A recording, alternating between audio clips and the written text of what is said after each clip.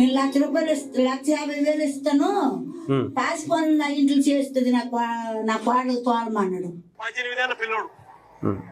ఈరోజు మత్స్యకారులను చంద్రబాబు నాయుడు ప్రభుత్వం ఎంత దారుణంగా హింసిస్తా ఉంది అంటే చిన్న ఎగ్జాంపుల్, ఆ సిదిరి అప్పలరాజు కథ వింటే, సిదిరి అప్పలరాజు కొడుకు 18 ఏళ్ల పిల్లోడు. అదే మన ప్రభుత్వం వస్తే అసలు కేసు కాదు కదా, నువ్వు ఇలా కారు వేసుకునో లేదా బండి వేసుకునో నీ ఇష్టం వచ్చినట్టు గుద్దుకుంటూ వెళ్ళిపో, సరదాగా గుద్దుకుంటూ వెళ్ళిపో. ఎంతమందిని గుద్దుకుంటూ వెళ్ళిపోయినా చిన్నపిల్లోడయ్యా అని చెప్పేసి వదిలేస్తాడు జగన్మోహన్ రెడ్డి గారు. Hi hello, welcome to current TV news. YSRCP పార్టీకి జగన్మోహన్ రెడ్డి గారికి మానవత్వం అనేది అస్సలు లేదు. వాళ్ళు అసలు నిజంగానే మనుషులే కాదు అనేది నా అభిప్రాయం. ఎందుకంటే ఈ వీడియో చూసిన తర్వాత మీరు కూడా ఆ అభిప్రాయానికి వస్తారు. అవునో కాదో కింద మీరు కమెంట్ రూపంలో చేయండి వీడియో చూసిన తర్వాత.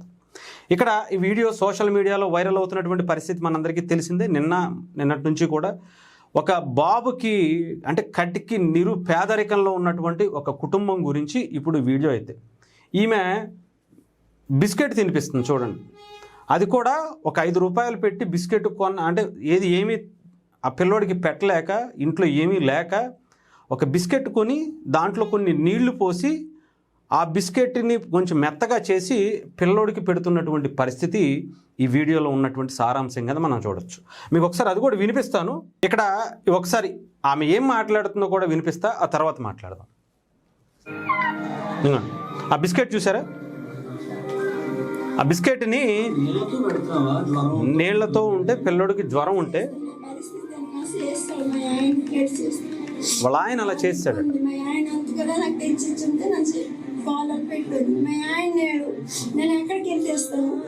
ఎంత దారుణమో చూడండి.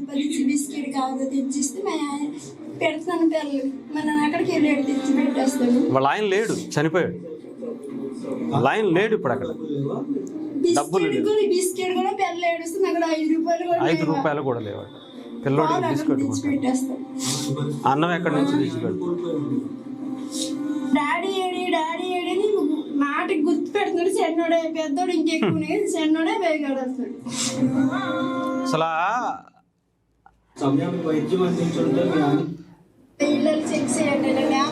ఇది ఏంటంటే దీని గురించి ఇప్పుడు నేను ఎందుకు మాట్లాడుతున్నాను అనేది మీకు కొంచెం అర్థమవుతుంది. దీనికి వైఎస్ఆర్సీపీకి ఏం సంబంధం అని మీరు అనుకోవచ్చు. నేను ఒకసారి జగన్మోహన్ రెడ్డి గారు రీసెంట్గా విశాఖపట్నం వెళ్ళి మత్స్యకారుల కోసం ఆయన అసలు ఎంత ప్రేమ ఒలగబోసారో, వాళ్ళకి ఎక్కడ లేనటువంటి హామీలు ఇచ్చేసి అది ఇది అనుకుంటూ ఆయనకన్నా పెద్ద ఏమంటారు దేశోద్ధారకుడు లేడు అనేటువంటి విధంగా ఆయన మాట్లాడేశారు. ఒకసారి ఆయన మాట్లాడినటువంటి మాటలు ఒకసారి వినిపిస్తాను. ముఖ్యంగా దేని గురించి ఇప్పుడు ఈమె ఎందుకు ఇలా ఈ కుటుంబం అయిపోవడానికి కారణం ఏంటో ఒకసారి మీకు వినిపిస్తాను. 18 ఏళ్ల పిల్లోడు. ఈరోజు మత్స్యకారులను చంద్రబాబు నాయుడు ప్రభుత్వం ఎంత దారుణంగా హింసిస్తా ఉంది అంటే చిన్న ఎగ్జాంపుల్, ఆ సిదిరి అప్పలరాజు కథ వింటే, సిదిరి అప్పలరాజు కొడుకు 18 ఏళ్ల పిల్లోడు. సిదిరి అప్పలరాజు డాక్టర్, పలాస ఎమ్మెల్యే, మంత్రి, ఫిషింగ్ మంత్రి మన ప్రభుత్వంలో. సిదిరి అప్పలరాజు కొడుకు 18 ఏళ్ల పిల్లోడు. 18 ఏళ్ల పిల్లోడు తోలుతా ఉండి కర్మవశాత్తు బైకు తోలుతా ఉండి ఎవరినో గుద్ది బైకు తోలుతా ఉండి ఒక మనిషి చనిపోయాడు. యాక్సిడెంట్లు అవుతా ఉంటాయి. చేసింది నేను కరెక్ట్ అని నేను చెప్పను. బట్ ఆ పిల్లోడు 18 ఏళ్ల పిల్లోడు బైక్ తోలుతా ఉండి ఆ పిల్లోడికి ఏం తెలుస్తుంది? ఒకసారి జరుగుతాయి. జరిగినప్పుడు నువ్వేం చేస్తా ఉన్నావు? ప్రభుత్వం ఏం చేసిందో తెలుసా? ఇది పాపం ఆయన ఆ అబ్బాయిని అరెస్ట్ చేసి లోపలేయటం, ఆ అబ్బాయి మీద కేసు పెట్టడం తప్పట. 18 ఏళ్ల పిల్లోడు, వాడికి ఏం తెలుసు? తెలిసి తెలియక చేశాడు. తెలిసి తెలియక చేస్తే రోడ్డున పడింది జగన్మోహన్ రెడ్డి గారు. పైగా ఇక్కడ ఎంత దారుణమైనటువంటి ఇంకొక విషయం ఏంటంటే, ఈ కుటుంబం ఇలా చితికిపోవటమే, ఇలా అయిపోవటానికి అంటే ఏ రోజు కూలి ఆ రోజు తెస్తే ఆ కుటుంబం ఈ రోజు కూలి ఈరోజు పొద్దున్న సాయంత్రం వరకు పనిచేసి తెస్తే రేపు పొద్దున్న 2 పూటలకో 3 పూటలకో తినటానికి ఆ బియ్యమో ఇంకొకటో ఉంటాయి. ఆయన లేడు, చనిపోయాడు. ఏం చేస్తుంది ఆ కుటుంబం చెప్పండి? మనుషులేనా? ఇలాంటి దాని మీద కూడా నిజంగా అలాంటి చంపేసినటువంటి వ్యక్తి మళ్ళీ వెళ్ళి సిదిరి అప్పలరాజు ఏం చేశాడో తెలుసా? కేసు పెట్టడం కాదు, సిదిరి అప్పలరాజును కూడా ఇప్పుడు అరెస్ట్ చేయాలి, డెఫినెట్గా అరెస్ట్ చేయాలి. ఎందుకంటే వాళ్ళ అబ్బాయిని రక్షించుకోవడం కోసం వేరే వ్యక్తిని ఆ యాక్సిడెంట్ వేరే వ్యక్తి చేశాడు అని చెప్పి మార్చేసేటువంటి ప్రయత్నం, అంటే సాక్ష్యాలు తారుమారు చేసేటువంటి ప్రయత్నం, కొడుకుని రక్షించుకునేందుకు ఎంత నీచానికి దిగజారాడో ప్రత్యేకించి చెప్పాల్సిన అవసరం. అంత బాధ్యత గల డాక్టర్ అయితే, అంత బాధ్యత గల ప్రజాప్రతినిధిగా చేసినటువంటి వ్యక్తి అయి ఉండుంటే వెంటనే ఆ కొడుకు తప్పు చేశాడు, జరిగింది సరిదిద్దుకోవాలంటే కోర్టుకు వెళ్ళి లేదంటే స్టేషన్కి వెళ్ళి మా అబ్బాయి ఇలా జరిగిందండి, పిల్లోడు తెలియక చేశాడు, వెంటనే ఆ అబ్బాయికి అతన్ని తీసుకెళ్ళి హాస్పిటల్లో జాయిన్ చేసి ట్రీట్మెంట్ అందించుంటే ఇతనికి ఇప్పుడు ఈ పిల్లలకి తండ్రి ఉండేవాడు. ఆమె పడేటువంటి బాధకి నిజంగా అసలు మాటలు లేవు, ఇంకా ఉన్నాయి. నేను ఇంత ఎందుకు మాట్లాడుతున్నానంటే ఇక్కడ ఎవరైతే దానయ్య ఉన్నారో దుంప దానయ్య, ఆయన ఈ వీడియో చూసిన తర్వాత మీరు కడు పేదరికంలో ఉన్నటువంటి కుటుంబం అదే, వారికి ఏ విధమైనటువంటి అవగాహన లేదో పూర్తి పట్టుకుని వస్తానని చెప్పి వెళ్ళారన్నారు కదా, ఈ మధ్యలోనే ప్రమాదం. పైగా ఏం చేశాడో తెలుసా సిదిరి అప్పలరాజే వాళ్ళ ఇంటికి వెళ్ళంట ₹1,00,000 ఇస్తాను, నేను చెప్పను కదా, అదే వినిపిస్తాను ఒకసారి వినండి. జరిగిందా? ఇదిగోండి. జరిగింది నాకు తెలియదు, అది మేము ఇక్కడ ఉన్నాం, ఎవరో చూసి నా మనుషులకు ఫోన్ చేసినారు, నా మనుషులు వెళ్ళి ఆదుకున్నారు. నా మనుషులే లేకపోతే మేము అక్కడే ఈడిపోతలు అయిపోతున్నాం. మాకు తెలియదు, నా పిల్లడు అక్కడ ఈడిపోతలు అయిపోతాడు, కొంప అయిపోతుంది. ఆడు ఇంట్లో పిల్లడు అడుగు ఉండు, ఆడు డబ్బు కొన్నది పదవి ఉన్నది, మాకు పదవి లేదు, మాకు బలం లేదు, మాకు మేమేడు చేయాలి, ఇంకా మేము అవులు బయట బతకరా. అక్కడికే అన్నాడట, నేను ₹1,50,000 ఇస్తాను, పాసి పనులు నా ఇంట్లో చేస్తుంది, నా కోడలు తోలమన్నాడు. మళ్ళీ వినిపిస్తాను. అక్కడికే అన్నాడట, నేను ₹1,50,000 ఇస్తాను, పాసి పనులు నా ఇంట్లో చేస్తుంది, నా కోడలు తోలమన్నాడు.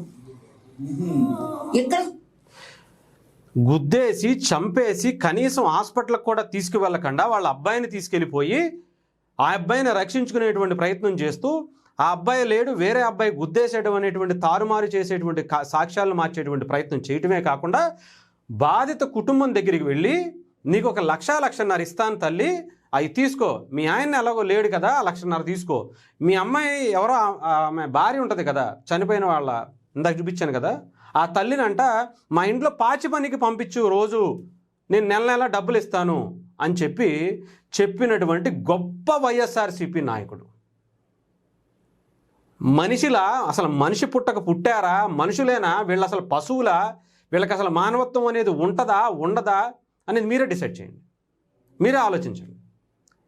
ఎందుకు ఇలా మాట్లాడుతున్నామంటే ఏంటిది, పైగా ఇలాంటి వ్యక్తిని ఒక మాజీ ముఖ్యమంత్రి స్థాయిలో ఉన్నటువంటి ఒక వ్యక్తి, ఒక పార్టీని నడిపించేటువంటి ఒక వ్యక్తికి కనిపించట్లేదా, ఆదుకోవాలని లేదా? ఎవరో ఒకడు రౌడీ షీటర్ 23 ఏళ్ల వయసులో 24 కేసులు పెట్టుకుని సరదాగా బీరు బాటిల్ తాగి గొంతు కోసేస్తే వాడింటికి వెళ్ళి ₹20 లక్షల సహాయం చేశారే. మరి ఈ కుటుంబం కావాలని మీ వైఎస్ఆర్సీపీ నాయకుడు కొడుకు కదా చంపేసింది, ఇప్పుడు వాడికి ఏం సందేశం ఇస్తారు?